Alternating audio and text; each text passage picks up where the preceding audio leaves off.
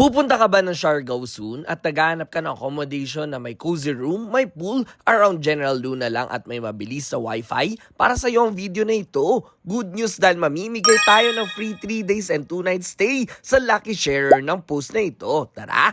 Ito nga pala ang Pepitos Art Homestay na located sa Tourism Road General Luna, Siargao. Kaya malapit sa most ng mga establishments sa Tourism Road. Pwede mo lakarin or imotor lang.